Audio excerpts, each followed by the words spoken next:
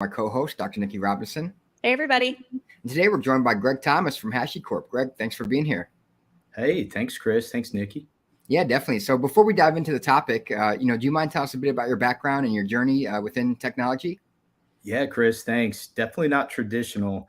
I know I followed you for a long time when I was in the service. So I spent 20 years in the service, joined around 9/11/01, retired out of Fort Bragg, North Carolina, out of Special Operations Command. I was lucky enough to do a fellowship through the Hiring Our Heroes program with HashiCorp.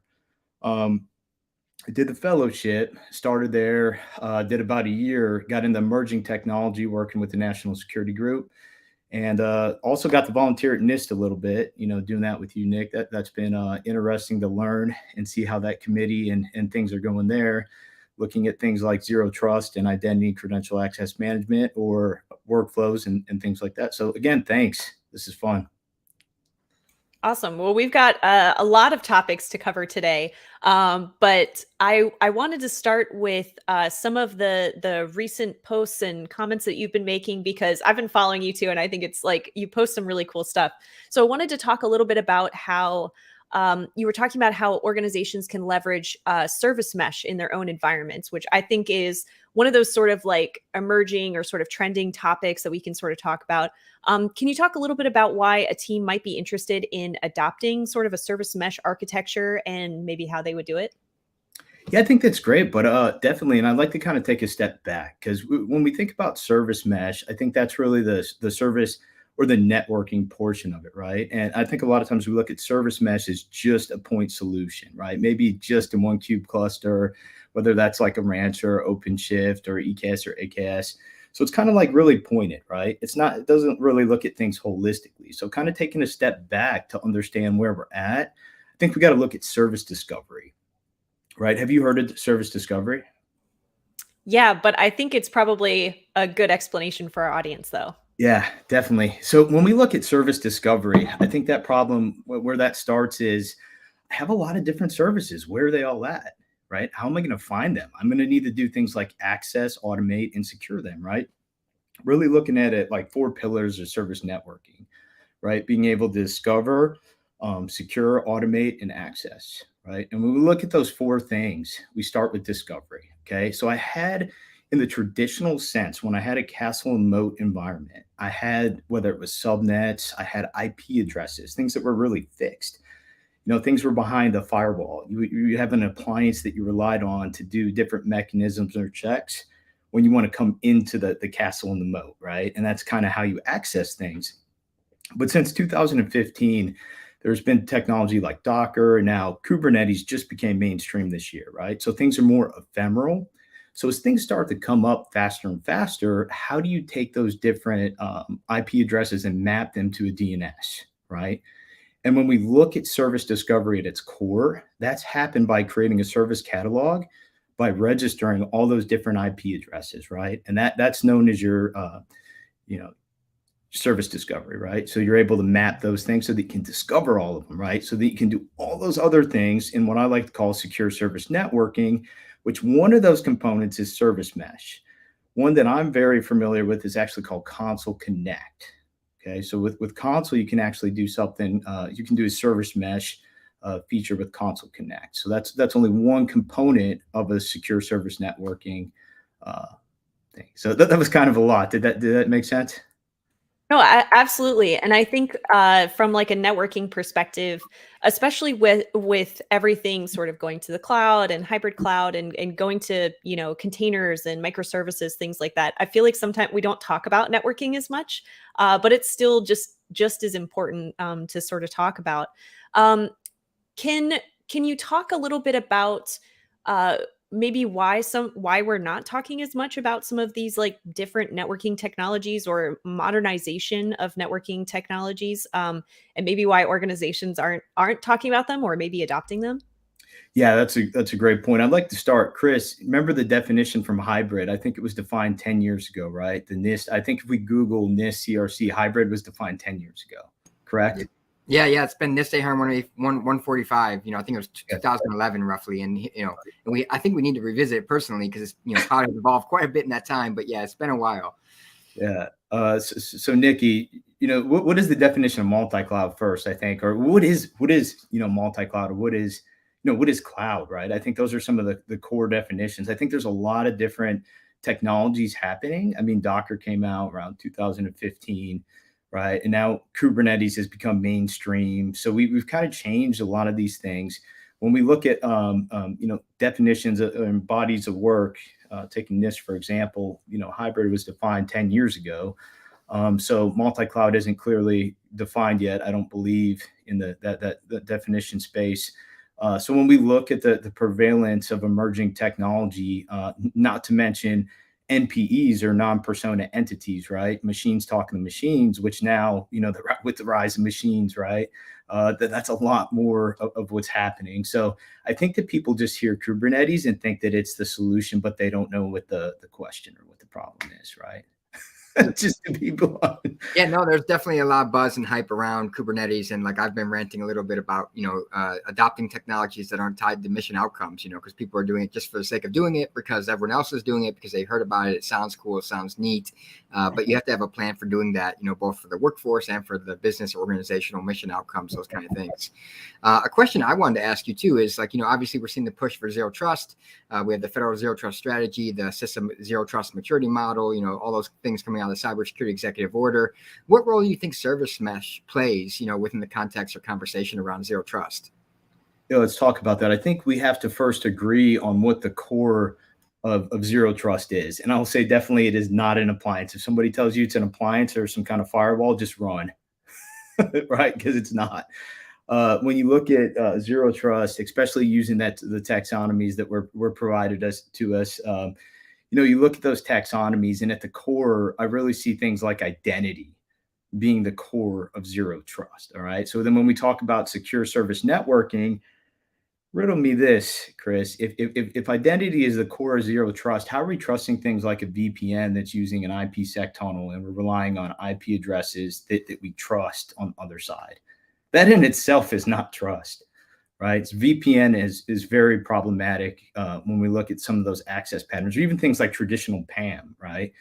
Very, very problematic, right? And then the next thing we're really talking about, which I think is overlooked in all that, in the taxonomies, it's in there with the micro segmentation and not just trusting a whole subnet. So there's good parts in the taxonomy, but where I think we're actually put this into practice, and you have millions of different containers trying to connect globally, using different sensors or different nodes or cloud service providers or things on-prem, then I think you need to talk about secure service networking, because that's actually what you needed, not just a point solution that can deploy a kube cluster. Because I think if you do like 1 million of those, it would probably just fall over, right? I haven't seen the benchmarking on it, but I think 1 million kube clusters would fall over. That could be kind of fun to test, though. I mean, why not, right? What would my AWS be, or Google or Azure bill be on that for egress? Yeah. I wanted to ask you too. You touched on like identity being the the fundamental core of zero trust. And then you touched on this with Nikki about the microservices and micro segmentation, things of that nature. How does that play in when we have NPEs, non-person entities, for example, when we're trying to tie identities to pods and containers and clusters and things that are ephemeral and dynamic, coming up and down constantly. Any thoughts around that? Managing identity in that kind of context, in this kind of environment that's super dynamic. Yeah, now that we talked about the baseline and we talked about service discovery, right? We have the ability to know where all of these things are. So then we want to break it and decouple it into two simple things: the data plane and the control plane, right? So when we go on the data plane, we're talking about MTLS, okay? So cryptography is hard. I don't know if you've seen some of the Twitter handles where it talks about base 64 encoding is cryptography, and the arguments about, do we have people on unicycles running around doing cryptography in the halls of every data center? Probably not, right? And I hope that we're not just Googling on Stack Overflow and trying to do PKI, right, Chris? So if we are, then please reach out. We can do a workshop or something and talk about how to manage PKI at a global scale. But I think when you do have to manage PKI at a global scale, you need something like a secrets engine, right? Just from a technology standpoint, right? If you have something like a secrets engine, you can do infrastructure automation around that secrets engine and not just have a point solution on one kube cluster. you can run things on any workload, right? Whether those be bare metal, Windows, something else, kube clusters, ECS, things like serverless technology that's coming out. You got to be able to connect all those different things so that we can secure them. But now, how do we connect those different things, right? So back to the data plane. A lot of times we're talking about a proxy, and there's advantages of the proxy. I know a lot of people now are looking at things like eBPF, right? But say eBPF did work, then you're losing the proxy, right? So you're having to do configuration management on a million different containers, because that was our scenario for scale, right? The advantage of a proxy like Envoy, thank you, Lyft, is that with having that proxy, you don't have to change a lot of that application code or logic, right? And it's allowing you to use MTLS so that you can connect those different applications. So I think that the sidecar proxy is really good, and then I'd be interested to hear your opinion, a security opinion on this. Anytime you have a more attack surface area, then I think you have more ways to get attacked, right? Like one of my biggest things that I try and stop first in an organization if I'm consulting is secret sprawl, right? If there's secrets all over the place, that's a big attack surface area, especially like from the MITRE attack patterns. When you go in, you can move east to west very, very fast, especially if you're finding simple things, not even advanced secrets. It might just be username and password, right, Chris? Yeah, I think one thing that's interesting, and you talk about the attack surface problem, and I often have been talking about this lately, is like in cybersecurity, and even cybersecurity leaders like CISOs are actually doing some harm by expanding our attack surface by adding more and more security tools onto the team. And they haven't had time to, configure these, monitor them, tune them to the environment. And these tools often have administrative access or higher levels of permissions, due to the nature of security tooling. But we keep dumping more and more security tooling onto the team. So that's actually expanding the attack surface and increasing the cognitive load on the teams that are managing these too. So it's actually increasing the risk, in my opinion. One thing I wanted to go back to that you brought up is mutual. Like you used MTLS, so that's mutual TLS. You're talking about TLS bidirectionally within the environment, within the architecture. Do you want to talk about that? Within the context of Kubernetes for folks that may not be familiar with that. How does that work exactly, and why is that important in this this microservice environment? Yeah, I'm going to tell a story around this. So for me, when I started learning Cube, I went to is it called Code Cloud? I want to make sure I say it right so that people go out there and download it because it's great. Yeah, I think Brian Crossan's on there now doing some of the Hashi stuff, and I love that. But I love Code Cloud. I've been learning on that platform. I used Udemy back in the day, A Cloud Guru, a lot of them, but Code Cloud is really cool, really interactive. So quick story. So I'm going to learn Kubernetes, and when I try and learn something, I try and break it. Like how can I use Code Cloud and use this lab and break into it? So I like to explain the default service mesh in Kubernetes. It's kind of like Consul, except it's not secure and it doesn't really work well with anything but Cube. But when I got to the experience, it was great. Everything just worked inside of the little training environment that I was in, which is great. And a lot of people get that demo, the hello world, and they're like, oh, this is nice. But for me, I'm thinking about a million different containers and a global scale that need to connect to other things that are not just Kubernetes and might be sensors or have different. Anyways, that's just the way my brain works, Chris. It's kind of weird, but so I'm playing with this lab and I'm like, oh, this is cute. Let me rebuild the lab with some Terraform, right? Provision it. How can I build this lab on my own to make it connect with the service mesh that I can connect other clusters to or VMs and be able to ingress north and south and do those different things, right? So that I would say that go through that experience, hear my story, and that's it. It's the default method. Like, namespaces in Kubernetes, right? Would you put everything in the default namespace ever in production? No, but I actually had a question for you. Now that you've brought that up, though, there is the topic of, we talked about micro segmentation, right?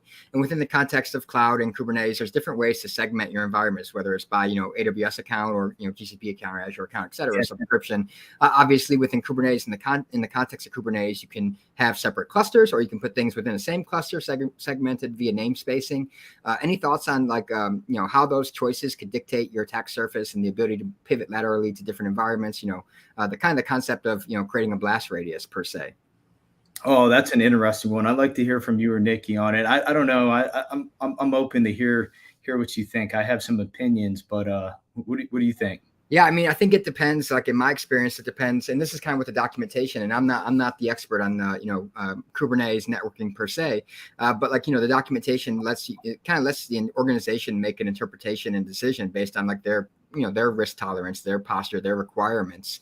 Because I've seen some organizations, take a kind of put everything in the same, cluster and segment by namespace, for example. Others, take a much more harder line, separating the clusters or separating even by AWS account IDs. And that's a best practice advocated by AWS themselves.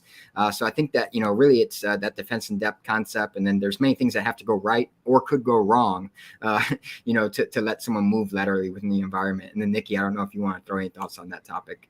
Yeah, I think especially when we start talking about API calls, microservices, everywhere we're adding complexity, right? And I think the more complexity you add, we talk about attack surface, but I think it's not just the surface too when you're getting in laterally, but how far in are they able to go too? So I think when you start talking about the attack surface, and we also need to think, how are they moving horizontally and vertically through the environment. So I just think with increased complexity, increased security makes it more difficult. It just becomes kind of convoluted. Yeah, the horizontal thing was funny that you said that, because when I hear that, like in the context of Kubernetes and containers, I think of like software supply chain security, right? Like if you pull the insecure container from Docker Hub, for example, into your environment, now that can move, that could lead to privilege escalation or lateral movement. So it's definitely a complex environment we've created for ourselves, and a lot of ways that things could go wrong. Right. Yeah. And I'll take that and say back to identity being at the core of zero trust, because we were talking about depth, right? Like the old thing was like, how do I prevent this with different depth, as in there's a castle and a moat, maybe, right? But you have to, I think now we have to assume breach, right? That's somewhere that's going to happen. So you're assuming breach. So if every single service, right? And now that we're going to talk about access, I'm going to kind of transition to that, because we talked about MTLS. All right, that's great. So you got service A and service B. But now how do you say I'm going to take service A and service B and give an intention, right? Or allow those things. And then also, how am I going to say, I want service A and service B to be able to talk, but then how do I take that workflow and export those logs, right? That's another good thing about Envoy and the data plane. It's really data rich, right? So whether that's Datadog or StatsD or whatever, that's a lot of information about what's going on with service A to service B, right? And when you take that data, right, data is king in that aspect. You can take that data and export that to your SIEM systems, your AI systems. You can make really intelligent decisions about if service A should be able to talk to service B. Now, I want to kind of tie that access point back to the discover point, right? So if you don't, I think going back to Code Cloud, when I started there, and one of the problems that I saw, not with the platform, with just default Kubernetes, was I had service discovery in Kube, right? So I knew where service A and service B was in the demo, right, with using just a regular Kubernetes cluster. But if I take that to a million different Kubernetes clusters and virtual machines and investments I've already made in a data center, how am I going to do service discovery in all of those different things, right? Right. And then the next part is doing service discovery and all those different things. If I can't do it on all those different things, then how am I going to control access to all those different things, or how am I going to automate it? Right. I don't know. I try and empathize. I think empathy is huge. Right. So I know, Chris, before I got on, we were talking about doing something that sucks every day, or doing things like Headspace for mental health. Right. But this morning I tried to do something that really sucked. Right. And when I do that, I think about a lot of my, buddies out there that are going through something difficult. Right. And I've been through difficult things, especially with you look at load balancers, right? Trying to manage a load balancer with a configuration to get it through security, get it approved. That's a lot of complexity, right? Especially if you can't discover things that are coming up ephemerally, right? IPs are coming up, they're going down. And the load balancer construct was all based on when we had just those static IPs, right? But now that we switched to this dynamic world, the load balancer construct doesn't work that well. And go figure, the budgeting people loved it, because when we started using a service networking solution, they're like, hey, we don't have to buy as many load balancers. We're saving a ton of money. Right. So. Yeah, it's this interesting. I'm glad you brought up empathy, because I feel like it's, especially from the security side, there is a lot that we have to really learn now, right? Like it's not, just sort of controls and frameworks and like how do we apply, but thinking about them in a Kubernetes world, in a microservices world, and using micro applications and development. So I think there has to be this sort of give and take when it comes to security now. We have to be really adaptable and flexible when it comes to these really complex environments. And you're absolutely right, they're so dynamic now. So how do we work with the developers that some of these like microservices and containers are making their lives easier? So how can we still make their lives easier but still articulating risk to the business and saying, hey, yeah, I mean, if you store your secrets everywhere, we're going to have a little bit of a problem. We should probably figure out how we're going to take care of that. But working with empathy, right? Understanding that some of these new technologies are really positively impacting development, but balancing that with security. Do you have any advice there for sort of getting the teams to work together or sort of figuring out prioritization when it comes to security? Yeah, I think a lot of it's just education. For me, it always comes back to education. An example, like I've heard people say, well, I have Kubernetes secrets, right? But the Kube API server may not be encrypted, and they just don't know that, right? So they just went through the course and it worked and it said it was a secret. So they had integrity. And that's what I really appreciate, the integrity to say, hey, I was doing a Kubernetes secret. I just didn't know it wasn't really a secret, especially if somebody really wants to take it. And they think like the attacker, they're going to take it. So you're writing a book about that. Could you tell me a little bit more about that? I think that's an awesome plug as well for that, because I think the tech stuff's great, right? But I think like when we look at that, it's really culture eats it for breakfast every day, right? It's all about, the control points are great. How do you provision, connect, secure, run? But like I think humans over hardware, right? So. Yeah. I'll just briefly, but the book's called Mind the Tech Gap, but it's really about, how do we work, with IT, with security, with developers, because these environments are getting more complex and it can be really challenging to when we have different missions and goals and different job responsibilities. Our job roles are very different. So how do we sort of align or try to align some of those goals and sort of build those relationships to make it happen? Because I think risk management sometimes comes down to, do I have a relationship with my security engineer or my security person or not? Do I get an email and say, oh yeah, I think I'll respond to this next week. Or, oh yeah, hey, I know Greg, I'll respond. Yeah, let me reach out and we'll get this fixed. So it addresses some of those things. And on that topic, because one of the things I talk about is job roles, right? Like what job roles sort of exist. And I think the environment's really, the industry is really shifting as far as what type of job roles people are performing. And I think it's because we have things like Kubernetes and updated sort of networking environments. So how do you feel about sort of traditional job roles in engineering? Because this field is expanding so much. We have application engineers, system security engineers, platform engineers, infrastructure engineers.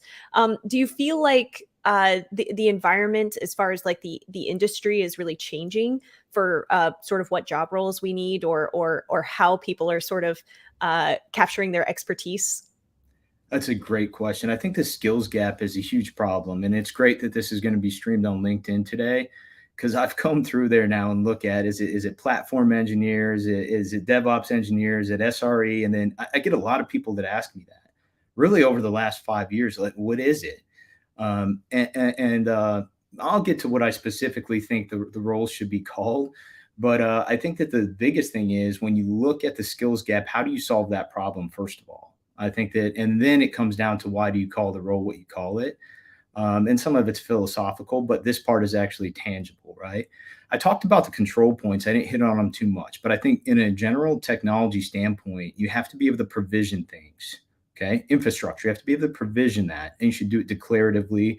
You're going to have imperative methods that you do to configure it, but I think you need to be able to provision infrastructure, right? Just from an agnostic standpoint. Then I think you need to be able to secure it, connect it, and run it, right? So if you look at those 4 things and you hire off of those 4 things, those are the organizations in the globe right now that I see are most successful, right? So a lot of times that thing, provision, connect, secure, run, is called a platform. So what we're seeing is the rise of the platform team.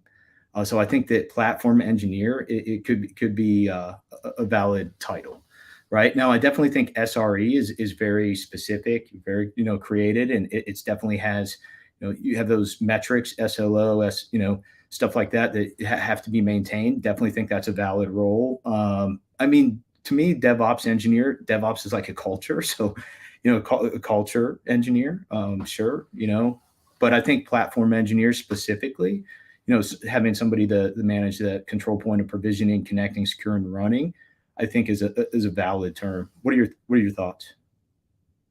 Yeah, absolutely. And I see more, whether it's from like a platform engineer perspective or an infrastructure engineer, that seems to be really important to this idea of someone that manages infrastructure, and that may be IAM or other components as well. But sort of you still have this backbone, whether it's in the cloud or on prem, you still have this need for infrastructure engineers too.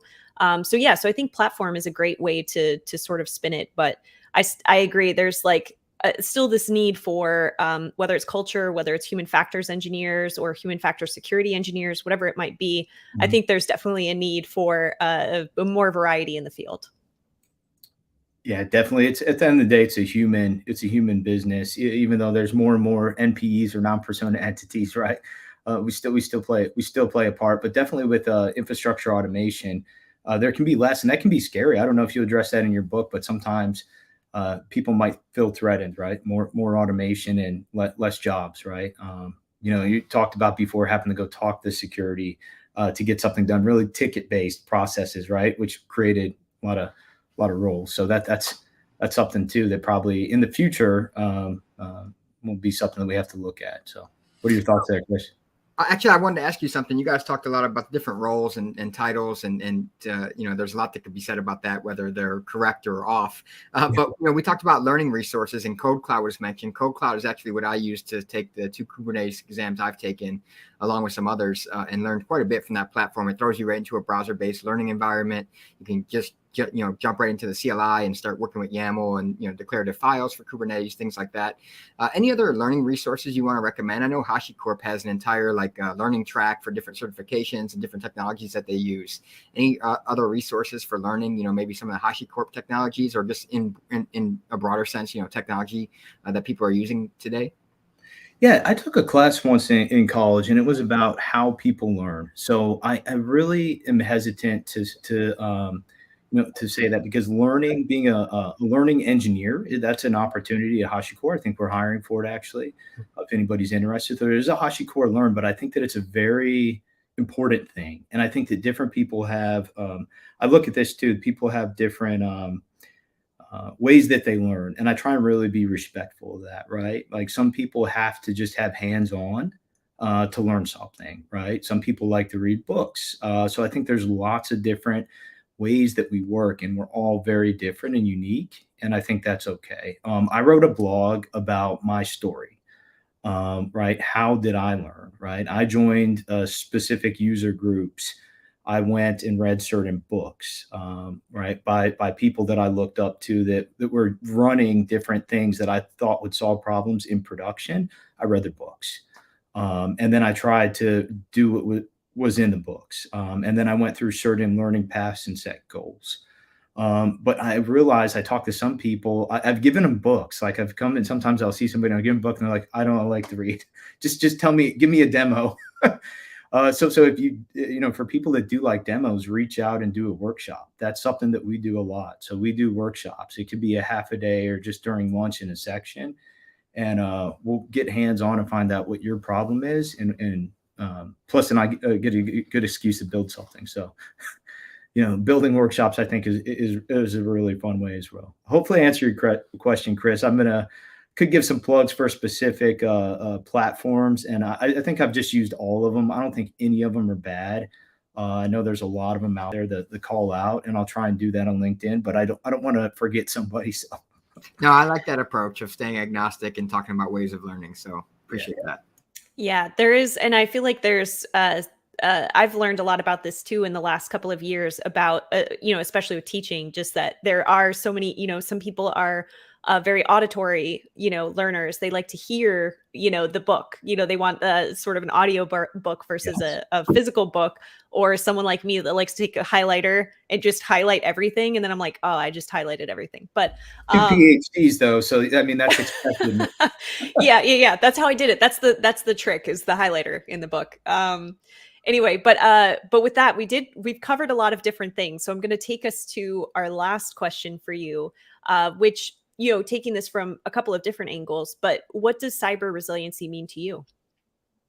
Yeah, I'm just going to go with resiliency. And I think that resiliency really is being able to take something hard. And I took something that I really still believe to this day. You got to stay mentally alert, physically strong, morally straight, right? I believe those things. So I try and wake up every day, make sure I'm not just doing something physical in the morning, doing something, whether it's headspace or something for mental health. I think mental health is really important, but also spiritual health, right? I think that there's a balance. So I think that you're just applying that same resiliency to whether it's information security or another topic. I think that you apply that to anything, no different. Again, I think humans are more important than hardware, and just applying resiliency to anything that you have to do, right? Because the why is more important. Why are we doing information security? Why are we doing cyber? Why are we doing these different things, right? It's for some kind of outcome. So I think that if we stay focused on that, then we exercise resiliency, and that's really what I can share with the world that I think is important. So. Awesome. Thank you, Greg. So before I take us out, how can people reach you? What are you working on? Is there anything you wanted to share that you're sort of working on right now? Yeah, my GitHub is Green Lantern 16. I'm a huge comic fan. I'm on LinkedIn. So yeah, you can reach out on there. If you'd like to get a workshop or just reach out for mentorship, I do lead the Veterans Employee Resource Group at HashiCorp. We are hiring. So I do like to advocate for veterans. I want to thank all my mentors. I use Veterati, Chris, many other people that have served when I went through service to get out. So I feel the best thing to do is not get to the top of the mountain, not like I'm there, still climbing, but make sure you throw that rope down for the next lead climber to get up. So that's it. Awesome. Thank you, Greg. Well, I just wanted to say thank you so much for covering everything from networking to the human element to everything in between. So thank you so much for joining us. That'll take us out for this week, and we'll see everybody next week. Right on. Thanks so much.